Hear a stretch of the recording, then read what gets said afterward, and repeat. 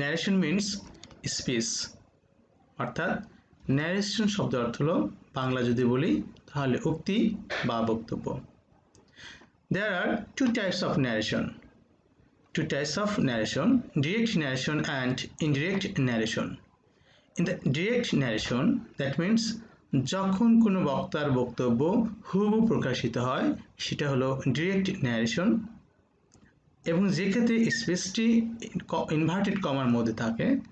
আর indirect narration হলো যখন বক্তার বক্তব্য হুবহু প্রকাশিত হয় না, সেটা হলো ইনডিরেক্ট ন্যারেশন, অর্থাৎ যেখানে কোনো স্পিচটি অর্থাৎ বক্তব্যটি ইনভার্টেড কমার মধ্যে থাকবে না এবং রিপোর্টিং ভার্বের পরিবর্তনও হয়ে থাকবে, সেটাই হলো indirect narration. In the sentence, the boy said to me, I am reading. This is a direct sentence, and in indirect sentence, the boy told me that he was reading. Look at the sentence, the boy said to me, I am reading. Here, the boy is the speaker and me is the listener. তাহলে যে কথা বলে, যে বক্তা, সে হলো speaker এবং যারা শুনছে, যারা শ্রোতা, তারা হলো লিসেনার। আরেকটি উদাহরণ চলো দেখি। He said to me, I have done the work. In this sentence, he is the speaker and me is the listener. আশা করি তোমরা বুঝতে পেরেছো সেন্টেন্সের কোনটি স্পিকার অ্যান্ড কোনটি listener. Look at the sentence, the boy said to me, I have joined the class.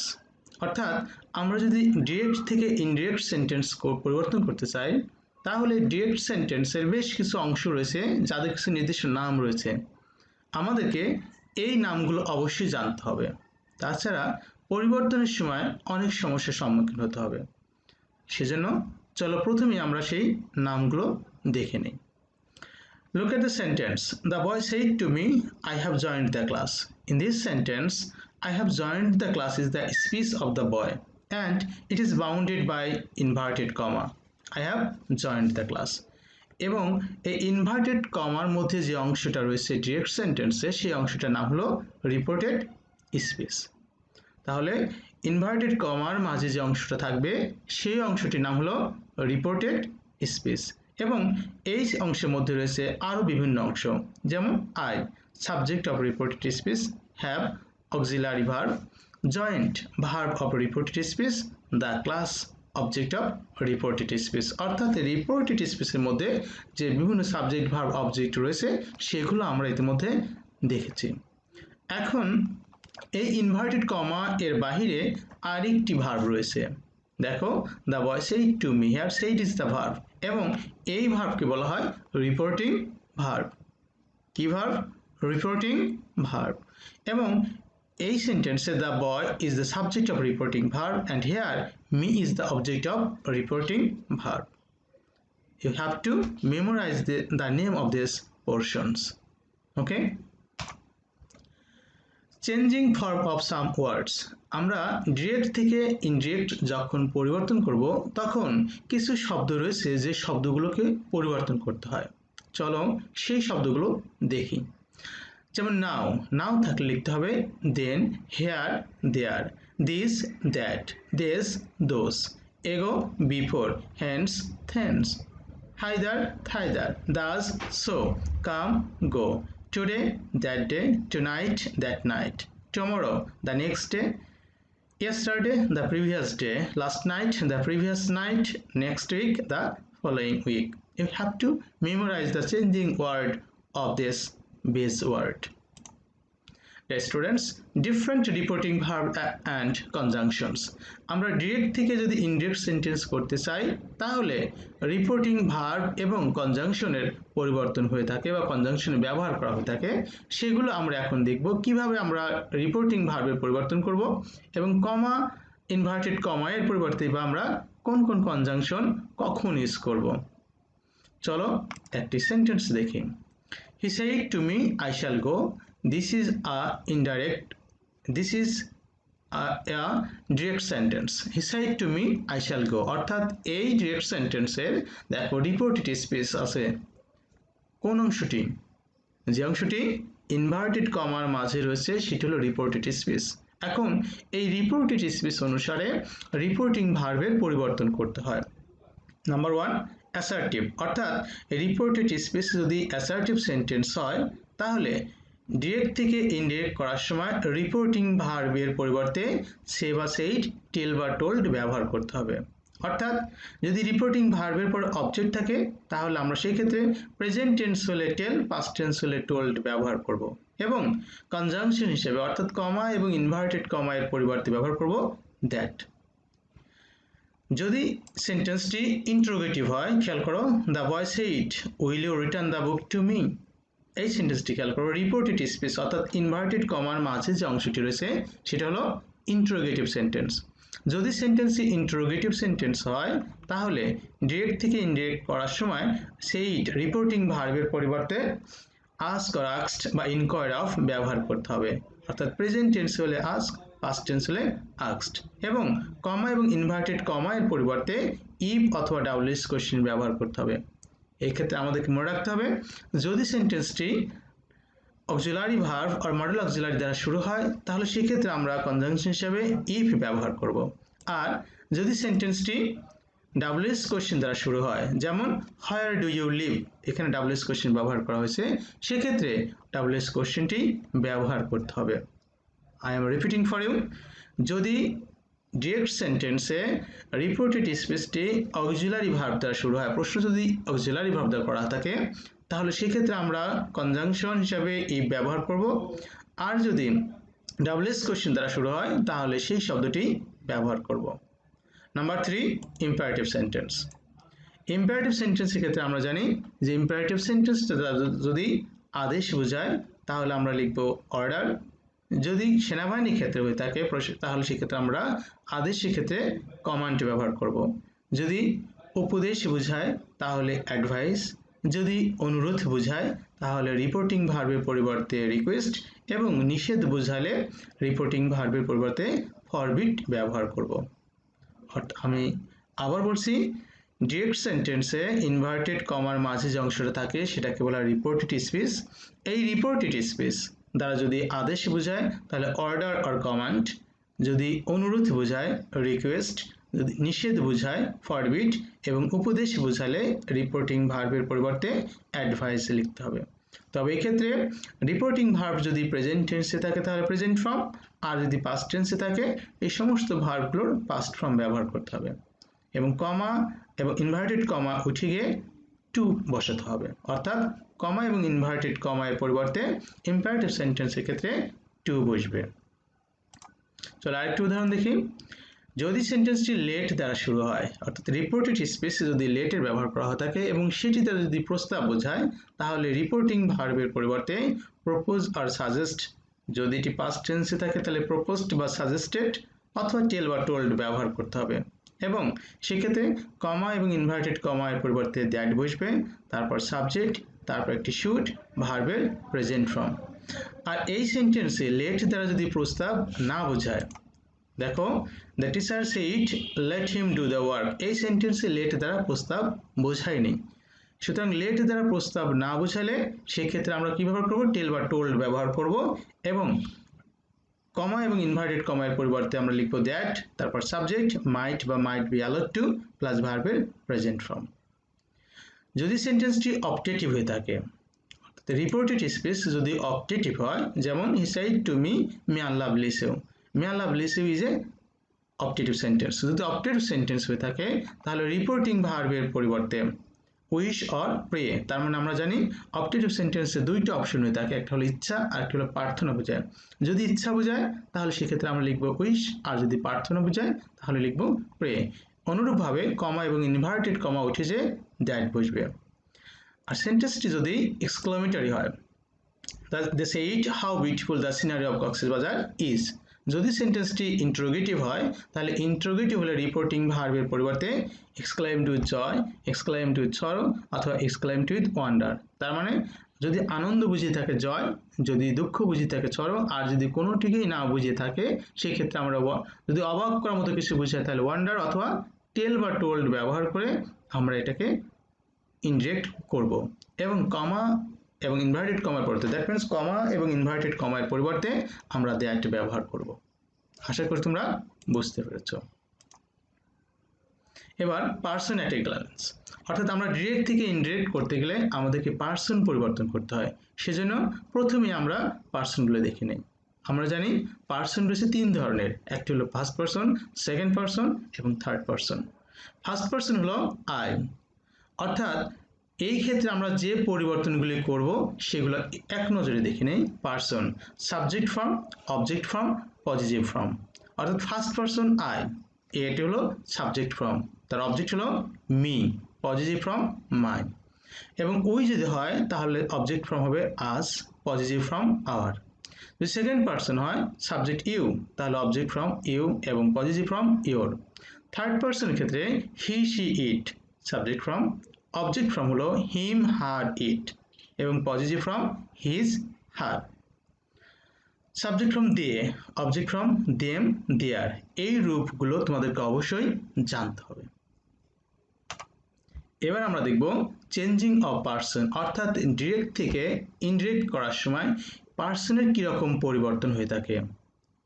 Subject of reported speech, অর্থাৎ direct সেন্টেন্সের যদি সাবজেক্টটি রিপোর্টেড স্পিচের সাবজেক্ট ফার্স্ট পার্সন হয়, খেয়াল করো first person, he said to me I have done the work, এই সেন্টেন্সের আই হলো কি ফার্স্ট পার্সন। যদি ডিরেক্ট সেন্টেন্সের সাবজেক্ট ফার্স্ট পার্সন হয় তাহলে সেটি পরিবর্তিত হবে রিপোর্টিং ভার্বের সাবজেক্ট অনুসারে। অর্থাৎ এই সেন্টেন্সে দেখো he said to me I have done the work, I first person reported স্পিচের সাবজেক্ট, সুতরাং আই পরিবর্তিত হবে হি অনুসারে। অর্থাৎ ইনডিরেক্ট সেন্টেন্সে he told me that he had done the work, যেহেতু এখানে থার্ড পার্সন হি রয়েছে সেজন্য আই পরিবর্তিত হবে হি।